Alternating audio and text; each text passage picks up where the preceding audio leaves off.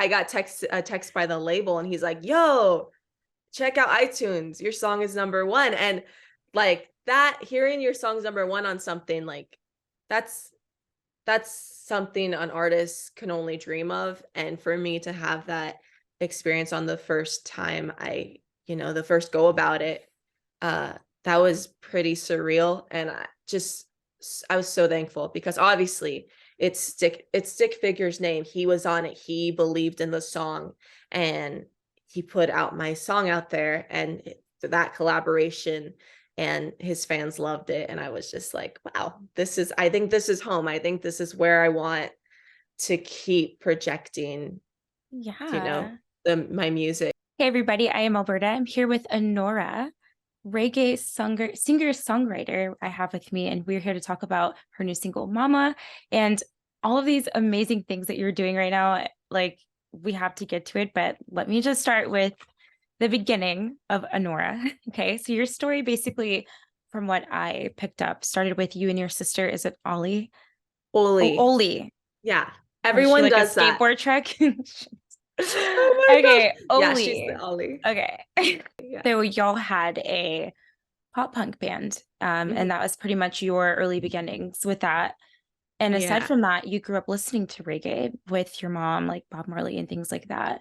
So once you and your sister went your separate ways with your music, what was going through your head as far as like an artist that has to start fresh with your Uh, own sound and everything? it was that was honestly pretty difficult. Obviously we parted ways just as sisters, and we knew whatever way music, whatever way we were going to do music, we'd always still meet, and collaborate in some form. So the ending of that chapter was hard, because it was just, I was so used to doing music with her and Mhm. writing with her, and it was like a whole genre. We were like, we're going to do this together. And so once we kind of went our separate ways as artists, we were like, okay, I was kind of like, okay, what do I do? Obviously I've had so much inspiration from various artists growing up. My parents had an extremely eclectic musical like interests. We'd listen to anything from like gospel to country to Hawaiian folk to Wow. um like literally everything. My mom was like alternative rock and roll lady, and my dad was like, let's do easy listening and the Bee Gees, and Commodores. that, yes, exactly. So much, like just like a crazy mix of musical influence. So I was always just, I'm a songwriter. That's what I am. So I would just write. I was just writing and writing. Um, for a long time, I actually didn't do music, other than just write songs. So that was difficult. But then, after a while, I was talking to my husband. We were together, and then we got married, and he's like, dude, you're just like kind of depressed. And I was like, yeah, because I had put music on the back burner. I was like, okay, if I'm not doing it with my sister, I don't know how I'm gonna do it. So it was on the back burner. And I was just writing songs, and he's like, you need to just do music. It makes you happy. Go for it. Uh, so I did, and I started doing gigs, around the wineries and just local bars. Mhm. Um, and I still hadn't found my sound yet. Um, I was just kind of singing everything and then singing some originals. Um, so yeah, finding my sound and all of that was really hard. Yeah, uh, I no wonder. I mean, of course, you're going to be depressed or a little bit on that, you know, line if you're not doing something that has always tugged at your heart and you have to mhm. like pause for so long. So, I mean, I totally get that. I mean, I Yeah. feel like anybody would be in that position. I saw that you were like busking, doing open mic nights and things like that. So Uh-huh. at least you noticed that and then you started Yeah. to at least just put yourself out there even if it wasn't like what you really really wanted to do. Yeah. And I kind of always have told myself, um, as long as I could do music, whatever capacity it is, You're happy? I'm happy. Gigs are obviously, sometimes they're a hard mental game when you're singing at bars and different wineries because your Right. background noise. So it's Right. not the same engagement as Loud audience. people just like kind of talking over your whole performance. Yeah, and I got in a mindset there where I'm like, well, I'm getting paid to practice. This is cool. Um, Exactly. but yeah, I was just, I came to a point where I was like, okay, I want to be an artist. I'm gonna do the artist thing. Um, I still continued to gig and stuff, but my sister, Oli, she had a writing gig in Antigua. And so I was like, sure, I'll go write with you. Like, that sounds super fun. And at the time, I was saving to do an EP or some sort of single Mhm. project, and do a couple singles after one another. And it was kind of, um, since I kind of didn't know where to go, I was just like, I'll do pop. I did pop punk, so let me just move over to this pop kind of influenced Mhm. thing. But it was in that songwriting experience that I was like, she was like, I released a song. No, I wrote the song "Love Me Easy," and that kind of started the whole reggae flame. Where I was like, I've always loved this music. Why have I never thought this could be my genre? Um, Yeah. I mean, so that's how it always happens, right? And like speaking of the things that you just didn't really feel as much as was you, I noticed that a statement that you had made with your interview with Brooke King and the Root Fire magazine or the podcast, and you said that you don't ever want to write something that is not like that's not you, nothing that mhm. is inauthentic. So what would be inauthentic to you? And in this industry or within the reggae genre, like what would that be? So something inauthentic, you said? Yeah. Okay, so that's a good question. Something inauthentic would just be purely just something that doesn't resonate with me, that possibly I can't relate with. Like, I'm obviously, I don't want to put anything out that I'm like, oh, that's not me. Like, or I'm not gonna, uh, I know reggae is strongly rooted in Jamaica. I'm not gonna pretend that I'm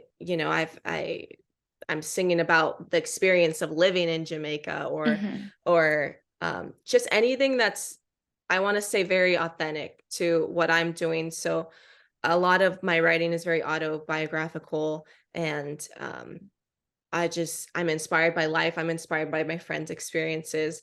I'm inspired by just things that just randomly pop in my head, and I'll write that.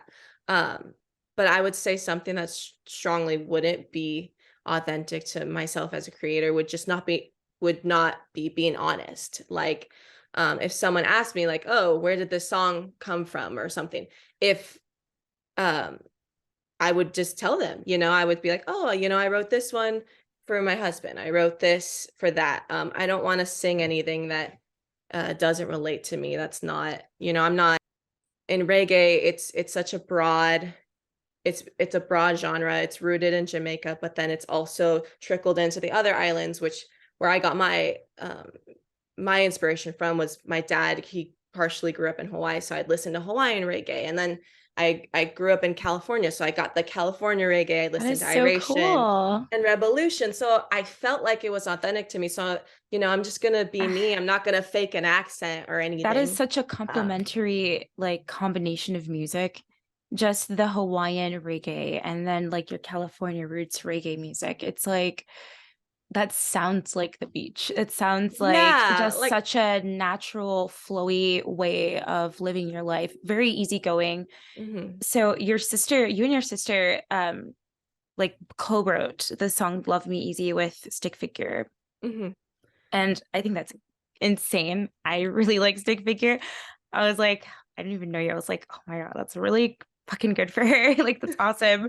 I yeah, was excited to talk to you about that. And mhm, you guys charted iTunes with that as like on the first day, like the top reggae song. So, yeah. what exactly was that experience like for you to first find out that that's what you were going to do?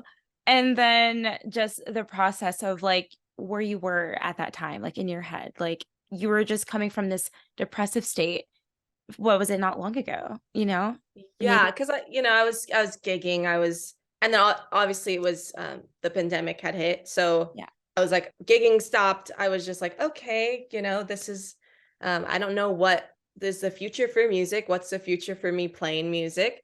So that Yeah. was an added, little like, okay, smack in the face, like what's happening. But during the 2020 pandemic, that was when my sister Oli and I had left for Antigua. We left in January to write songs. It was before lockdowns, all of that.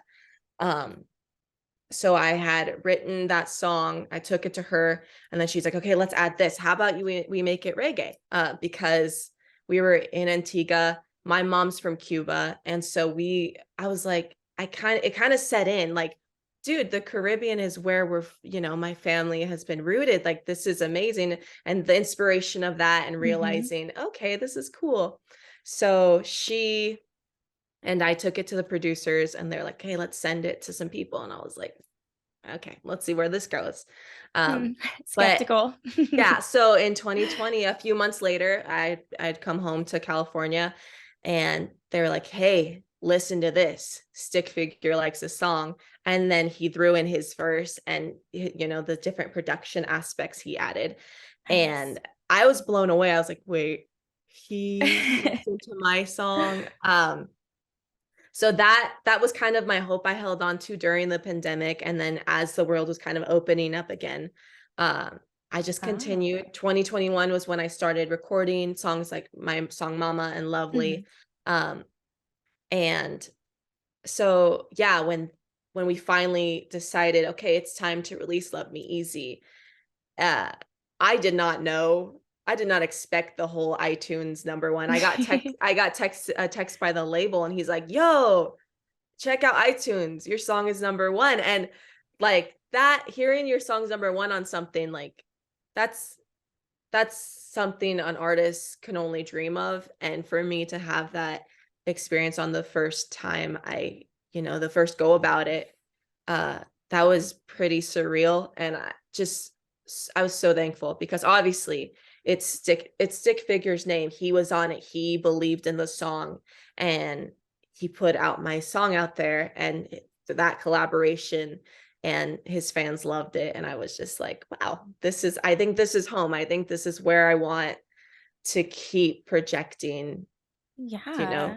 Yeah. my music and stuff. So That's and Walshy Fire, and that's just the Major Laser, and it's just like all these built-in, I would say, connections and built-in families to just continue circulating your music around. It's like yeah. the doors are just gonna open wide, like, just completely wide for you. And what I Yeah. found interesting is when I was looking through your YouTube videos, I noticed, like, in your short, you were playing Mama on acoustic, and I noticed, like, what you wrote, you were basically saying, like, how it's your sweet spot or something, that singing that kind of song, and the moment I heard you sing it from, like, on acoustic, I was just, like, getting chills because Oh, thanks. I literally, like, understand what it feels like to finally be somewhere you belong, and you can hear it, just the rawness in your voice when you're singing that song, because you're not only talking about where you came from, you're talking about where you came from, your family, your grandmother, your mom, so it's, like, such a grounded vibe, and that's like, come on, that's what reggae is all about. That's what we Yeah, listen to when we listen it to all of the is. classics, like the Wailers, like, you can go way, way back. Everybody talks about their grounded beginnings. So, Yeah. like, I'm gonna agree with you. You found your home. Thank you. I feel really blessed and honored to like be in this musical space. It's incredible. They've been really welcoming so Mhm. far. I had my collaboration with Hyrie, and she's like, "Come on, girl power, let's get this song. Yes. Let's write a song. Let's do this." So it's all been pretty welcoming, and I've received a few opportunities to write, which is my first love.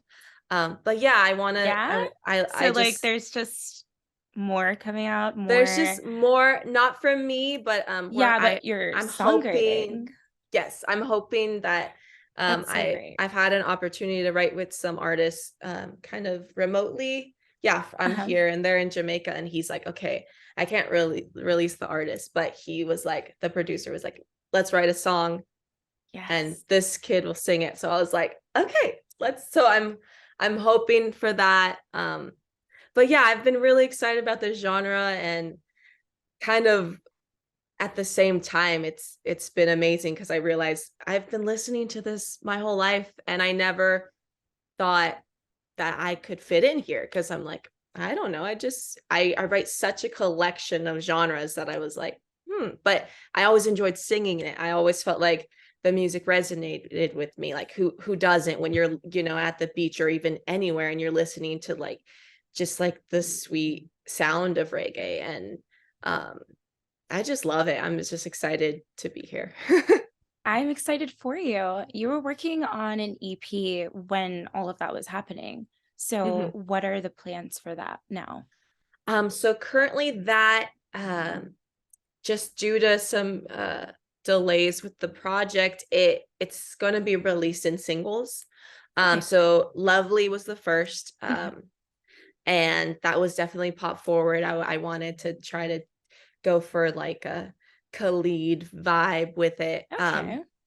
I wrote that actually in 2020 as well. So I just continued to make music after the Love Me Easy was kind of floating around in space, trying to find its home. So I was like, okay, let's I'm just gonna write this because I just write what I love, what's going on. So Your love. vocals are so like they're not pop, but like you're labeled as that. I would disagree. I think you have such strong like undertones of like soul and R&B. Listening to your Thank you. vocals, however, your lyrics are in the flow of the melodies or the reggae. So it's like Thanks. I would totally I, disagree with I'm not going to write about you and say pop. I'm just going to say that yeah, right now. I yeah. just don't agree with that. That's just not where you are in my opinion. I think it's Uh-huh.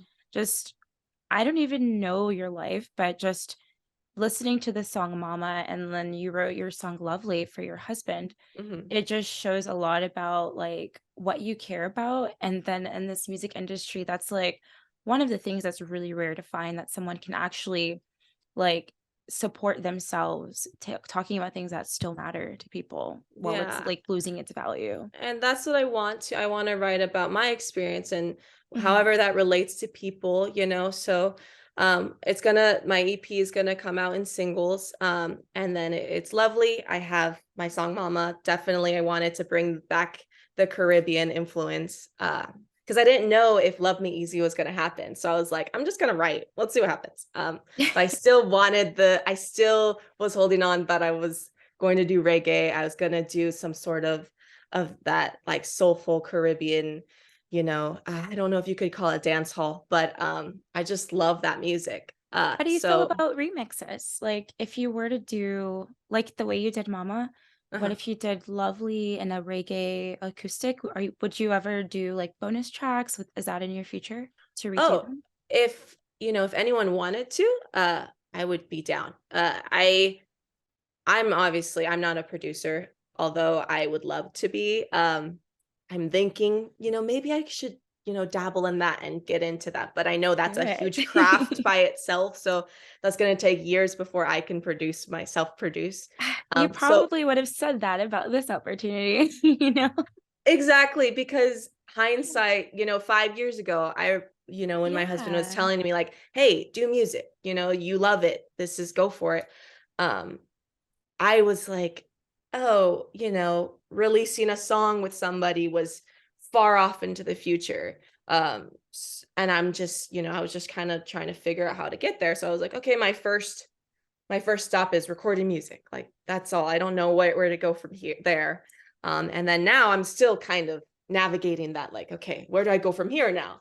But I definitely did not expect, I still get blown away when people reach out to me and they're like, "Oh, I'm listening to your song," or I'll be able to log on to my Spotify for artists and it says, even when it says like 10 people are listening in the middle of the night, I'm like, 10 people are listening to my song. Like it ranges obviously, but I'm still Yeah. a smaller artist, and I'm getting there and I'm still navigating everything. But yeah, I want to write songs that uh, have to do with my experience, and hopefully that inspires other people.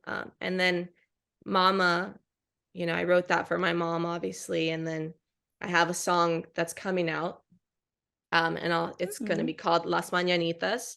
So that's for my grandmother. Um, so yeah, it's all very at home.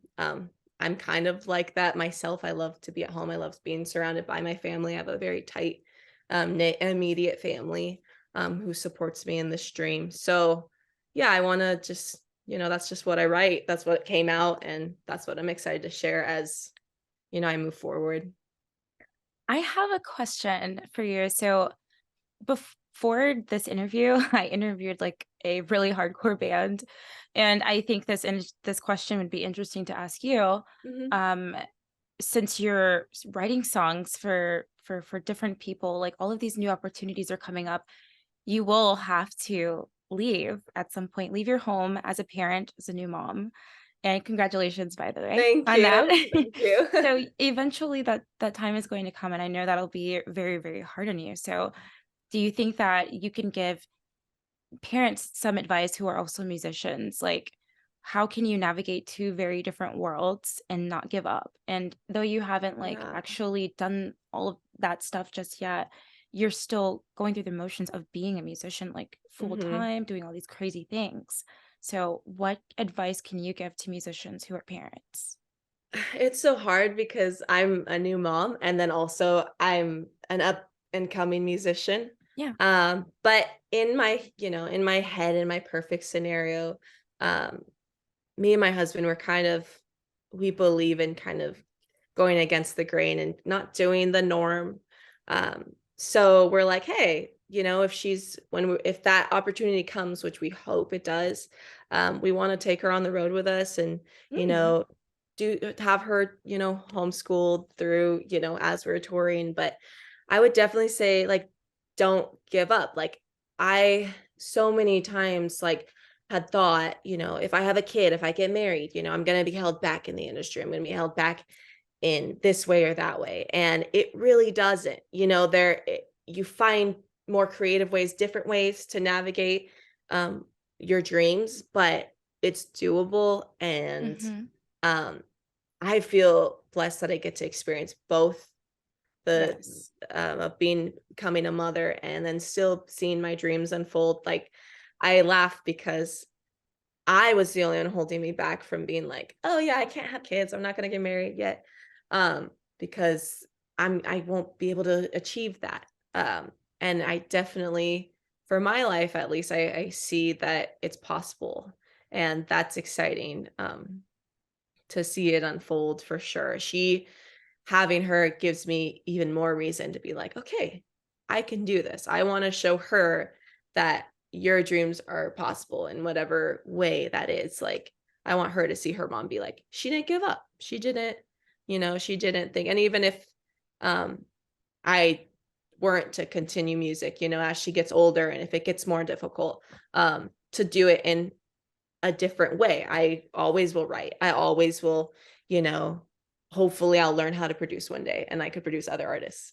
She's your But if fire at this she point. is, Yeah. so if that kind of is advice, I'd say it's definitely Yeah. possible. I've done more music with her than I did when I was pre-baby, which is cool. It's like, if I could have a baby and push That's that, cool. if I could push that out, I could do anything. You can though, and you're doing that. Like, I wish you the Thanks. best of luck. That's such a cool turn of events that's happening for you. You get, like, honestly the best of both worlds. So, Yeah. and you get to tell others about that. Your family gets to witness that strength, and then new fans who will have something new and someone else new to relate to. So Yeah. that's gonna be so cool to Thank watch you you. unfold. Like, Thank super you. cool. I'm definitely excited, and I'm just I'm just stoked. I'm stoked that people are listening to my music. Like, that's all I could ask for, Mhm, really. And yeah, and to have my little sidekick, my little baby beside me, it's a sweet gift. So mhm. um I feel like, for me at least, I'm glad it happened, that I get to experience the two worlds. So it's weird though, because people are like, wait, you're a mom? Or, while other people are, they're touring and doing stuff, which I hope I can get there. Um, I'm changing diapers and nursing Recording music and and writing recording songs. music. Yeah. So, um, but definitely when the opportunity arises, uh, I would like to put out more music first, but to eventually tour and bring her along, I think why not? Hey, well, you have somewhere to play in Houston, Texas. It's where I'm at. I have a venue like here. So if you ever want somewhere to play, hit me up and I will be I glad to put definitely you up. will. I definitely will. Thank Yes, you. let me know for That's sure. awesome. Well, that's it for me. Thank you so much Okay, for sitting and awesome. talking to me today. Oh, I'm And more than happy to. Thank you. yes, and very best of luck with everything. You as well. Thank you for having this platform for artists to share and stuff. So, Of course. yeah, it's Of awesome. course. Thank you. Bye. Take care. Bye. Thank you.